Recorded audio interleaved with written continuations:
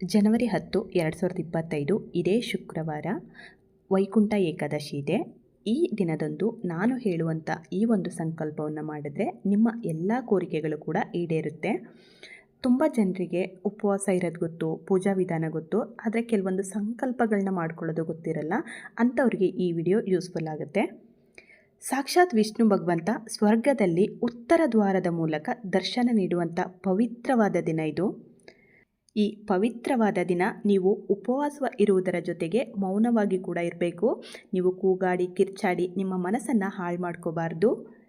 ಮತ್ತು ಈ ಒಂದು ಪವಿತ್ರವಾದ ದಿನ ನಾನು ಹೇಳುವಂಥ ಕೆಲವು ಒಂದು ವಸ್ತುಗಳನ್ನು ನಿಮ್ಮ ಮನೆಗೆ ತರುವುದರಿಂದ ನಿಮ್ಮ ಮನೆಯಲ್ಲಿನ ನೆಗೆಟಿವ್ ಥಾಟ್ಸ್ ಕಡಿಮೆಯಾಗಿ ಮನೆಯಲ್ಲಿ ಶಾಂತಿ, ಸುಖ, ನೆಮ್ಮದಿ ಹೆಚ್ಚಾಗಿ ಜೊತೆಗೆ ನಿಮ್ಮ ಸಂಕಷ್ಟಗಳು ಕಡಿಮೆ ಆಗ್ತಾ ಹೋಗುತ್ತೆ. ಮೊದಲನೇದಾಗಿ ನೀವು ವಿಷ್ಣು ಇರುವಂತಹ ಫೋಟೋದ ಜೊತೆ ಮಹಾಲಕ್ಷ್ಮಿ ಮತ್ತು ಭೂದೇವಿ ಇರಬೇಕು. ಅಂಥ ಫೋಟೋವನ್ನು ತೊಗೊಂಬನ್ನಿ. ಅಲ್ಲಿ ವಿಷ್ಣು ಇಲ್ಲ ಅಂದರೂ ಕೂಡ ವೆಂಕಟೇಶ್ವರ ಸ್ವಾಮಿ ಆದರೂ ಇರಬೇಕು. ಆ ವೆಂಕಟೇಶ್ವರ ಸ್ವಾಮಿ ಅಥವಾ ವಿಷ್ಣುವಿನ ಇಬ್ಬರಲ್ಲಿ ಒಬ್ಬರ ಜೊತೆ ಮಹಾಲಕ್ಷ್ಮಿ ಮತ್ತು ಭೂದೇವಿ ಇರಬೇಕು. ಆ ದೇವಾನುದೇವತೆಗಳು ನಿಮಗೆ ಆಶೀರ್ವದಿಸುವಂತಹ ಫೋಟೋ ಆಗಬೇಕು. ಈ ಫೋಟೋದ ಜೊತೆಗೆ ಬಿಳಿ ಸಾಸಿವೆ ಮತ್ತು ಪಚ್ಕರ್ಪೂರನ ತರಬೇಕು. ಬಿಳಿ ಸಾಸಿವೆಯಿಂದ ದೇವರಿಗೆ ದೀಪ ಹಚ್ಚಿದ್ರೆ ಪಚ್ಕರ್ಪೂರದ ಜೊತೆಗೆ ಲವಂಗನ ಸೇರಿಸಿ ಆರತಿನ ಮಾಡಬೇಕು. ಹೀಗೆ ಮಾಡೋದ್ರಿಂದ ಮನೆಯಲ್ಲಿ ಇರುವಂತಹ ನೆಗೆಟಿವ್ ಥಾಟ್ಸ್ ಕಡಿಮೆ ಆಗಿ ಮನೆಯಲ್ಲಿ ಶಾಂತಿ, ಸುಖ, ನೆಮ್ಮದಿ ಹೆಚ್ಚಾಗುತ್ತೆ. ನಿಮ್ಮ ಸಮಸ್ಯೆಗಳು ಕೂಡ ಕಡಿಮೆ ಆಗ್ತಾ ಹೋಗುತ್ತೆ. ವೈಕುಂಠ ಏಕಾದಶಿಯ ದಿನ ವಿಷ್ಣುವಿನ ದೇವಸ್ಥಾನ ಅಥವಾ ಲಕ್ಷ್ಮಿಯ ದೇವಸ್ಥಾನಕ್ಕೆ ಹೋಗಿ ದೇವರ ದರ್ಶನವನ್ನು ಪಡ್ಕೊಳ್ಳಿ. ಸಾಧ್ಯವಾಗದಿದ್ದರೆ ನಿಮ್ಮ ಹತ್ತಿರವಿರುವ ದೇವಸ್ಥಾನಕ್ಕಾದರೂ ಹೋಗಿ ದೇವರ ದರ್ಶನವನ್ನು ಮಾಡ್ಕೊಳ್ಳಿ.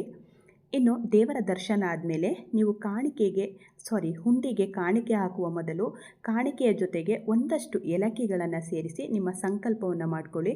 ಅಂದರೆ ನಿಮ್ಮ ಮಕ್ಕಳಿಗೆ ವಿದ್ಯಾಭ್ಯಾಸ ಬೇಕಾ, ಅಥವಾ ಉದ್ಯೋಗ ಬೇಕಾ, ಅಥವಾ ಆರೋಗ್ಯದಲ್ಲಿ ಸಮಸ್ಯೆನಾ, ಅಥವಾ ಮನೆ ಕಟ್ಟಬೇಕಾ, ಅಥವಾ ಯಾವುದಾದ್ರೂ ಜಮೀನು ಖರೀದಿ ಮಾಡಬೇಕಾ, ನಿಮ್ಮ ಯಾವ ಒಂದು ಸಂಕಲ್ಪ ಆಗಬೇಕೋ ಆ ಸಂಕಲ್ಪವನ್ನು ಬೇಡಿಕೊಂಡು, ದೇವರೇ ನನ್ನ ಈ ಒಂದು ಸಂಕಲ್ಪ ಆದರೆ ನಾನು ವರ್ಷದ 24 ಏಕಾದಶಿಗಳಲ್ಲೂ ಉಪವಾಸವಿದ್ದು ನಿನ್ನ ದರ್ಶನಕ್ಕೆ ಬರ್ತೀನಿ ಅಂತ ಹರಕೆನ ಮಾಡ್ಕೊಳ್ಳಿ. ಹಾಗೆ ದೇವಸ್ಥಾನಕ್ಕೆ ಹೋಗಲು ಸಾಧ್ಯವಾಗದೇ ಇರೋರು ಮನೆಯಲ್ಲೇ ಪೂಜೆ ಮಾಡುವಾಗ 24 ಏಲಕ್ಕಿಗಳನ್ನ ತಗೊಳ್ಳಿ. ಅಂದರೆ 24 ಏಕಾದಶಿಗೆ ಸಮಾನ. 24 ಏಲಕ್ಕಿಗಳನ್ನು ಒಂದು ಪಾತ್ರೆಯಲ್ಲಿಟ್ಟು ಸಂಕಲ್ಪ ಮಾಡ್ಕೊಳ್ಳಿ. ಸಂಕಲ್ಪ ಮಾಡಿಕೊಂಡು ಆ ಏಲಕ್ಕಿಗೆ ಅರಿಶಿನ ಮತ್ತು ಸ್ವಲ್ಪ ನೀರನ್ನು ಹಾಕಿ ಒಂದು 15 ನಿಮಿಷ ನೆನೆಯಕ್ಕಿಡಿ ದೇವ್ರ ಮುಂದೆ.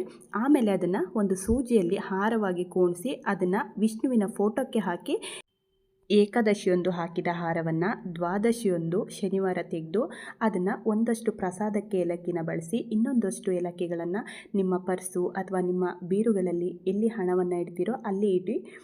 ಮತ್ತು ಒಂದಷ್ಟನ್ನು ದೇವರ ಮುಂದೆ ಇಟ್ಟು ಕೂಡ ಪೂಜೆ ಮಾಡಿ. ನಿಮ್ಮ ಎಲ್ಲ ಸಂಕಲ್ಪಗಳು ಕೂಡ ಈಡೇರುತ್ತೆ.